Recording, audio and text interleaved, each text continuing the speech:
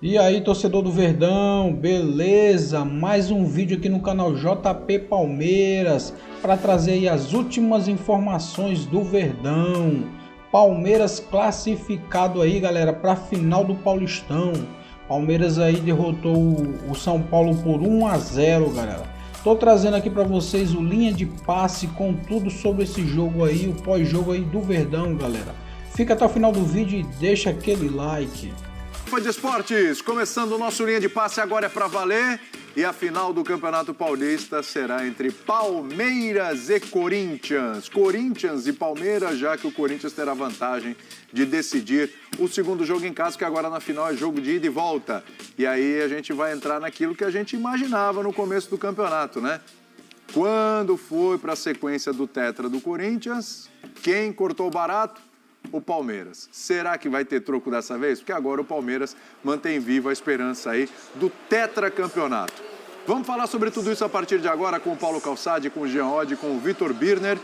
E o Palmeiras que durante a sua campanha sofreu muitas críticas de uma parte da torcida que a gente sabe que tem um direcionamento, Jean. Mas apesar de tudo, o Palmeiras conseguiu avançar, vence o Clássico, onde teve muita dificuldade, principalmente no primeiro tempo. A gente vai falar do lado do São Paulo também, o Zubeldia foi muito bem na escalação, mas o Palmeiras está em mais uma decisão. É a sexta seguida, não é isso, Jean? Isso. É, meu Deus, hein? É, acho que sim. Estavam falando de sexta seguida, a sexta agora, né? Mas, enfim, é muita final seguida para o time do Palmeiras. Tudo bem? Sem dúvida. Boa noite, William. É, claro que, obviamente, não é à toa, né, quando isso acontece durante tantos anos consecutivos, mas acho que é o que você disse, assim, em relação ao jogo de hoje especificamente. Primeiro que foi curioso, né? Quando a gente vê a escalação do São Paulo, a gente vê a reação dos próprios torcedores do São Paulo apavorados com a escalação do Zubeldia, né? Muito preocupados com o espaço que esse time poderia gerar. E o São Paulo não gerou esse espaço todo. A verdade é que o São Paulo se defendeu muito bem, fez uma boa partida dentro das suas possibilidades, né? Ainda que, obviamente, você vai pegar o número de finalização e defesa, o Palmeiras, nesses aspectos, tenha sido muito superior. Não é verdade que o Palmeiras foi muito superior durante o jogo. Sim. Eu acho que o jogo foi um jogo equilibrado, foi um jogo de alternância ali. Assim, é verdade que o Rafael trabalhou mais do que o Everton. A gente está vendo uma das defesas aí, mas também era normal que fosse assim, né? Acho que todo mundo apontava o Palmeiras como favorito. E eu confesso que, assim, no primeiro tempo, lá para o final do primeiro tempo, uma coisa que eu estava pensando, depois de tanta enchição, né? Vamos falar o português, claro. Depois de tanta enchição do pré-jogo, choro de um lado, choro do outro, reclamação, mimimi pra cá, mimimi pra lá, eu falei, bom que pelo menos a gente não vai ter, ou não teve até agora, nenhuma polêmica de arbitragem, nenhuma questão de arbitragem. Pensei cedo demais, evidentemente. Aí tá o lance, né? Claro que nasce de uma falha feia do Rafael, que fez uma boa partida, na minha opinião, mas falha também o árbitro, né? Acho que a gente vai falar do pênalti especificamente, vamos discutir o lance, mas acaba sendo o lance que define o jogo, que define a classificação e, obviamente, vai se falar disso muito mais do que de futebol nas próximas horas, não só aqui, mas em outros programas também. De qualquer forma, eu acho que em relação ao jogo foi muito curioso, porque a gente viu dois times cujas escalações eram ofensivas, com jogadores, né, com pelo menos 4 jogadores substancialmente de ataque de cada lado, mas as posturas dos times não foram bem assim, quer dizer, havia muito respeito em relação à capacidade desses jogadores tão técnicos dos dois lados, porque você tinha jogadores técnicos dos dois lados, então eu acho que acaba sendo um jogo que tem muita coisa interessante para a gente analisar. E acho, para encerrar, que assim, toda a discussão, a gente falou durante a semana, né, sobre o Zubeldia, que o contexto ia contar muito para a gente avaliar que pressão o Zubeldia sofreria ou não depois dessa partida. Acho, sinceramente, que a pressão sobre o Zubeldia não deveria existir ou teria que ser mínima depois do jogo de hoje nesse contexto. Na realidade é aquela derrota, mas que você olha e fala, pô, ele foi bem, ele tentou. Primeiro tempo até pegar alguém que foi melhor, talvez o São Paulo tenha sido até um pouco melhor que o Palmeiras. Aí no segundo tempo, por uma série de questões, claro, esses números que o Jean traz aqui, inclusive de superioridade de chutes do Palmeiras, estão muito condicionados pelo segundo tempo, né, Calçade? Tudo bem? Olá, William, companheiros, fãs de esportes. Para mim, a gente está falando de um grande jogo, um grande clássico, né? Dois gigantes, com a vantagem do Palmeiras para jogar em casa. Sim. Então, você imagina como é que vem o São Paulo. O São Paulo, em outras oportunidades, já chegou a jogar muito trancado e hoje foi totalmente aberto. Né? O São Paulo foi com uma formação que parecia assim, aquela formação dos 15 minutos finais, perdendo o jogo por 2-0, e você fala assim, vai todo mundo. Né? E não, esse foi o início. Mas a questão não é só o jogador e a função, é como eles interagem dentro de campo. E o Oscar era um segundo volante, com uma atenção do São Paulo para o lado direito do Palmeiras, que é o lado do cara que arrebenta, que é o Estevão, que consegue passar por um, por dois. Então o São Paulo conseguiu, mesmo sem volantes, que o Alisson, para quem não sabe, ele era num 4-2-3-1, ele era o cara da esquerda nessa linha de 3. E com o Dorival virou um volante excelente. Excelente. Tem jogadores que conseguem fazer isso na carreira, outros não. Mas a origem dele é outra. E ele era o volante de São Paulo ao lado do Oscar, que é um meia. Então você olha e fala, nossa, que coragem de subir o dia para um jogo talvez que fosse melhor, enrolar o Palmeiras, deixar o tempo passar. Mas ele conseguiu fazer isso com um time ofensivo, que era o objetivo, ter dois ótimos passadores para sair jogando à espera de um Palmeiras. O que me surpreendeu no Palmeiras o Palmeiras era para ser mais combativo para recuperar a bola desse meio de campo de São Paulo.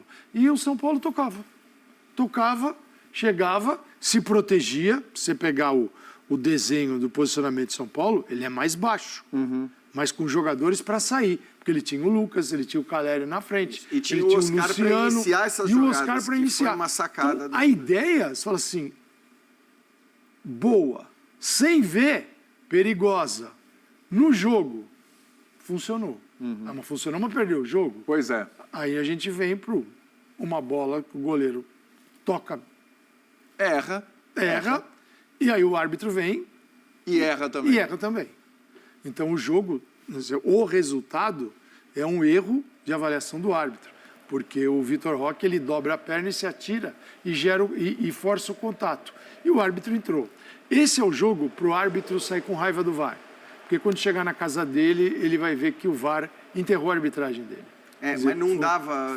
Esse é o problema. Ele errou completamente porque ele apita. E é o que o Salvio fala. E ele banca. Não, mas ele apita antes. Ele erra também nisso. Ele erra não só porque ele marca um pênalti que não aconteceu, como ele erra porque ele, em vez de deixar a jogada terminar e apitar, ele apita antes da jogada terminar. E tanto que você vê que o Rafael Veiga já baixa a cabeça e já... Então, assim, nesse caso... O Veiga achou que não foi pênalti. Não dá nem para culpar o árbitro. É verdade. Exato, mas ele ouviu o apito. Então, assim, é uma loucura, porque o árbitro errou duplamente nesse caso. Ele erra ao marcar o pênalti e, sobretudo, ao apitar antes do final da jogada. E, lamentavelmente, Bina, a gente tem que falar nisso, porque isso está no placar e interferiu totalmente na classificação. Porque o São Paulo caminhava bem.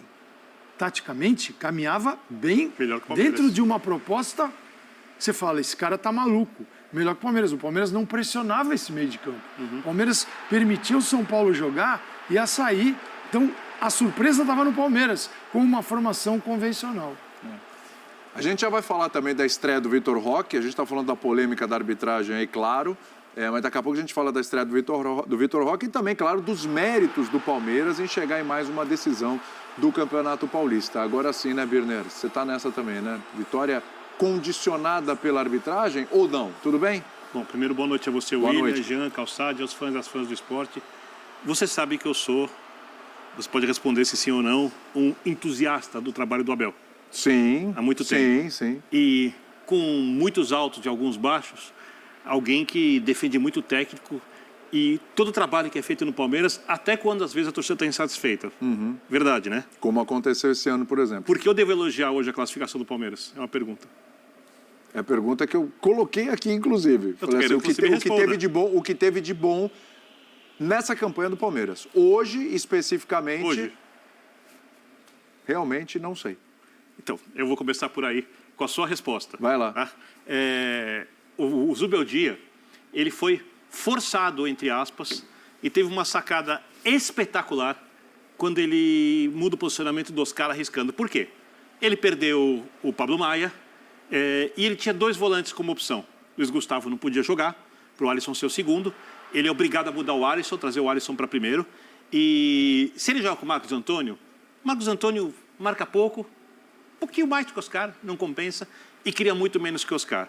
Bobadilla marca mais que o Oscar e cria pouco. Não são jogadores que dão ao técnico uma verdadeira opção num jogo grande como esse. E o técnico decidiu o quê? Ser ousado, né? E montou um time extremamente agressivo que decidiu ser protagonista no jogo com bola dentro do Allianz Parque. E eu vou dar um mérito do Palmeiras. O Palmeiras entendeu a arbitragem. Não por causa do lance do pênalti. Porque a gente via no primeiro tempo, algumas vezes o Lucas, que para mim foi melhor em campo, dribla um, dribla dois, falta por trás. Dribla outro, se dá falta. E o juiz não mostrava amarelo.